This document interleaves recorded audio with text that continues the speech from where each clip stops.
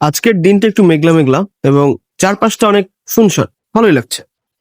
কিন্তু একটা কথা মাথায় আসলো যে এই পৃথিবীতে ভালো হয়ে কি লাভ? না, যেখানে গোপাল ভালো হওয়ার পরও তার কোনো দাম নেই, আর মন্ত্রী খারাপ হওয়ার পরও তার অনেক দাম, সুনাম, ক্ষমতা, খ্যাতি, সেখানে ভালো হয়ে কি লাভ?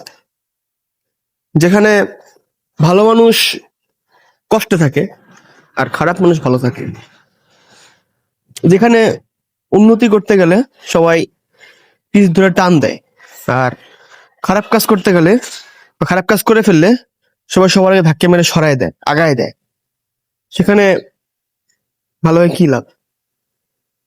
ওই খাওয়ার শো যখন গোপাল ভাঁড় দেখি, তো গোপাল ভাঁড় দেখার সময় যেটা দেখি যে মন্ত্রী মশাই চুরি করে, ই করে, সেই করে, কিন্তু রাজা তাকে বারবার ক্ষমা করে তার জায়গাতেই রেখে দেয়। আর গোপাল একটু ভুল করলে গোপালকে সরাসরি বহিষ্কার করে দেয়, বের করে দেয়, মন্ত্রিসভা ঢুকতে মানা করে। সেখানে ভালো হয়ে কি লাভ বলেন? কি লাভ?